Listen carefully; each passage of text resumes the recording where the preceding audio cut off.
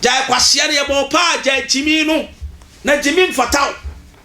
se Nigel Gaisie apemo girlfriend ma wagya wa kodi Nigel Gaisie that means no oba fa kwankora no nu nkwan mo hwe na mewu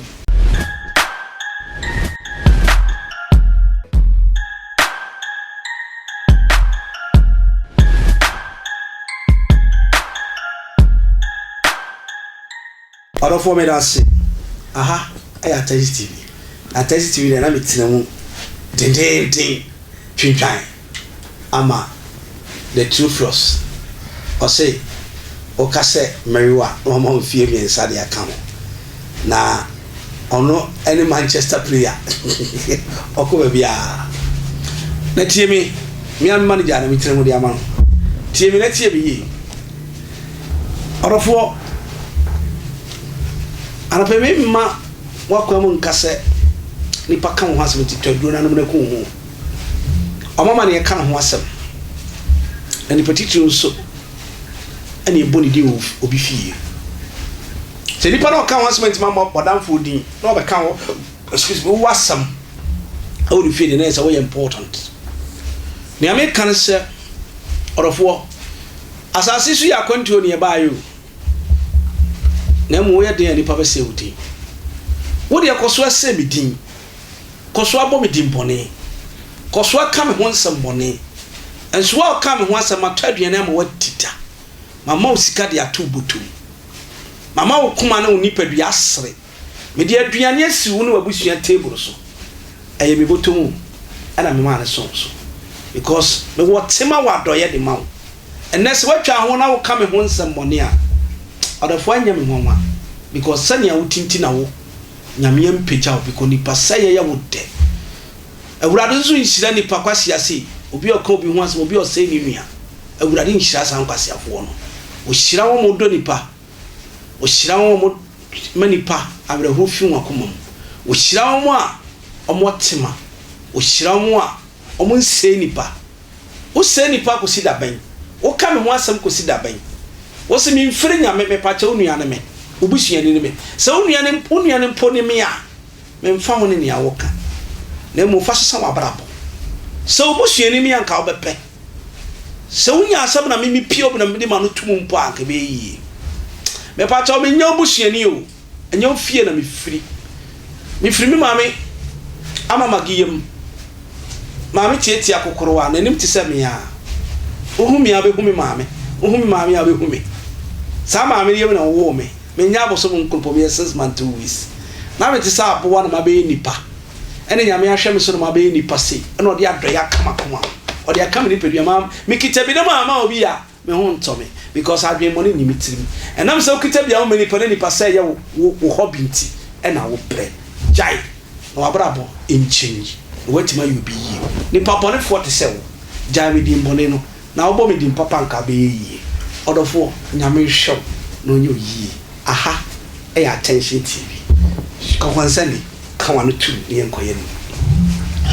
odofo Queen University Foundation ebo ya chidom na Queen boy ya chidom dia na odombere mane Yesu so dia adoye ne ehumobo ene kitano ene ntina kwansafo nyina chalo wetawe na ni pasai fo so omoda so akwa ahochiri na omo ye hand to mom omo ye asresrefo odofo dia me kan se tieni yo mini asame support obi na ne kura na me beka yenyina yenim ye nua bemma me dofo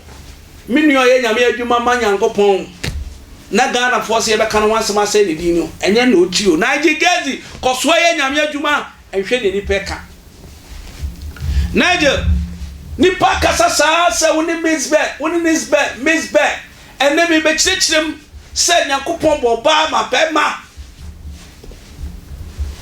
me pacho wa o se Nigel Gaisie ni misbe na da no me pacho ko piesu wo di wani ahu ana yesi atesam na me pacho misbe se me mo paso ni aboa ne nda odi for back to back be shishu se me ko mo pese misbe oni aboa kraman ya na ne nda ebi ko Dubai eni kraman da sab ye ni guo monum wonu ankosa ni paningu nenum no nyesika wo wankosa oni aboa kraman koda wo no me kan sika o social media wo nemo Miss Bessie Samo see only Nigel Gaisie na that any ye Nigel onye krama we nipa Ghana for mo kasa no do munya what's why we some say asofo mo ba pass of the pony me pa cho okay ka Proverbs 19:30 na was abokwa na wiem o wa kwa ye botan so me pa cho tie o na abrante kwan e da baba ho me pa cho Miss Be oyedua Nigel Gaisie yedua na no ti kwada abrante bi so ababonte se Nigel Gaisie apem ne girlfriend bema obe manya adwuma jai timi no jai kwase ne bo pa jai timi no na jimi mfataw se Nigel Gaisie apem o girlfriend ma wajawa ko di Nigel Gaisie that means no oba fa kwankora no nu nkwan mo hwe na mewu no de akope bema ade oba nu nkwan ma ohwe nkwan ni mu nam no no de acheche ne wile wakati bema yo bema controfi se ugede jade na Nigel Gaisie tumi aye ho adwuma de ya moba ama boa ya boba ama bema Nigel why so for do na 5 o'clock ne bema sori ejira so kiti Omo ko se duam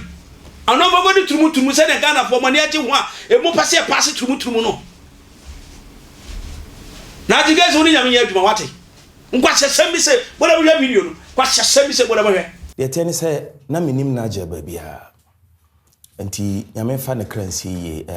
what's the name of the girl artist na wo ye no girl no Ebony wo ye no ade chi ya na mi hu se sa na ono ahye ho nkom ti wa na me je pen number na me frɛ no se omra na nyi interview ho ti obae nti za tampo na aja kwa manfo nim no sa ti ye interview ni wie interview no blowy and a man for be started so monti obe pay myself say we interview na I shooting to fame na be ti say nuanom nti odidi kura me ntumi didi afi me ko na sori hobi because me no minyi som despite say me yakramoni no me hu ni say nyina nyame ba ko na yesom nti ope musicians kura me na me from ba the likes of Grace Ashimo artists be brave na me de mo ba na sori me ntipo na mo njiska ebi okra be frɛ nipa no ka so na agala sɔre de no nana fa che me pe wasempa ba sa sɔre de me pe sa na ya anti e be ti sɛ nuanom bibi ha na me ampo na o de to manim na bia mama na dwenkyerɛ na one time blogger ya Samike media menim de siye sa tam na na agya ho nsɛm bi ma ababa ɛna Samike ba sɔre no e be din komo nti o mo hye mra wa sɔre sɛ o ba sɔfo no ha men fa phone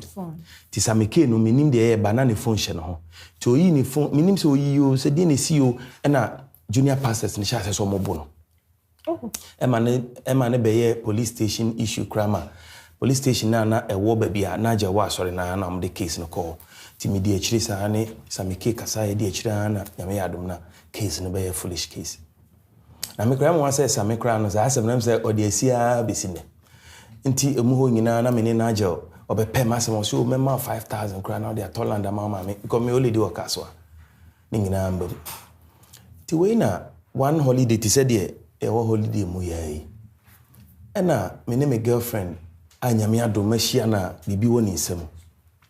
na me nheda ni kapre na sister yiboa me wato Toyota Camry ama me wa rent apartment ama me no ma bibi na lady ni ama me ni nyina so me kachiro menim se me kachire no na ebia eho akono wo se ye onipa ni bi wo ha se bia fani se bia e ma se o chame kofi na odi ho dance na me yire o ye good o obu ha o kasa che na ni bre o peso be pewo so bi menim se bi na ba na agya mu afi holiday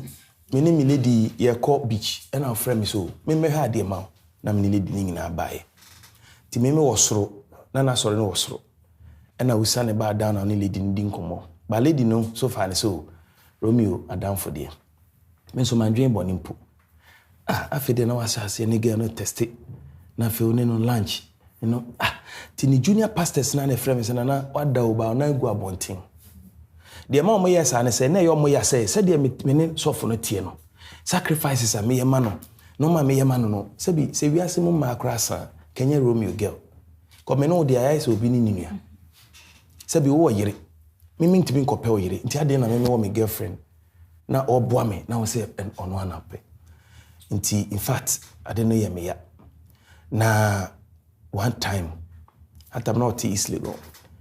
na me tuka me dizongo life no call me that day ne dey me in fact me omo bie pono na me hia na Angela ke bia ba na nka me dem because akoma na me the call na enye ti me duru ono na security man no me nim de a friend na ohun say me ano no so mo kan say me ni ho but that day ne dey me hu no pa dia nka BBC na Nyankopon so ya dom mahu no ti me free on na just send me message say oh sorry nyene ni ano nim de bae na ho say me pray nti me pain back wa we ase we mu me da so me kaya na me ya yesade no ene nam so ma me ne girl into ejaye because say ba me lose trust e ma lady no so because why say onim say wa ware me girlfriend no madam funo no na obema ho kwan na mpo ono wadi nkomo you get it like why will you do that nti me lose trust na me so me lose trust o mo asa odonasa the man na me ya say even Nigel no kra no ni junior pastor baako Girlfrnd ene ya ono kra no ne nam oso kama edu ba bi kra ma ojae church no ga no ko South Africa oni nya problem ani jae me ya nam san sisi nti na me de na ma bet say ase me ya na me sisi ni problems na what I say no my course wo nyina BBC anana me san ma na ba me show so free ontuawe nti pawo say ga na yem ko tin da jimida ni pasai si ya na de bia ya de ahokyira bro man no pon ban odi fa ko sechu o po so bon ba bra ya pusa haba ma ya fa nya man fra fa dware ho ya de nsu ebu fa so asoche ebu fa so ni de be fra haba ya pusa ya de nya man fa wo dware no bi antimi ansel me nu aja kraja esia ma me chia o ati sunsuma sa una woma ya kan yo ti se wa mana amu ade sunsum sa ma amu ade ajaga obi no kra na meka me sunsum ni pa but what me question them amu what me anye wani but you still maintain it say sunsum sa ya ko jin shiren su free mozama ma breso MDC sa breso o me shiren su so ye nyina ya ko jibia ma me ko jibia o mu nyima o mu di dwara mo numbi sare ya baba pepepe bon ba wati obi anku high attention TV subscribe channel like page and share comment na erani shira Nigel Gaisie na make choose me till the focus your dream do the work for God and God will bless you may you live long Nigel may you live long erani ma amode se mano omuso bitimi nkom wa yasin to so no mo be frem wa Nigel mpacho nya twam unyedua erani kan no you but as we as so the uzu dwambiara me here ba ko be Nigel so wa yere e yam kwasa se mfu anyi anya me hu yam bo but as background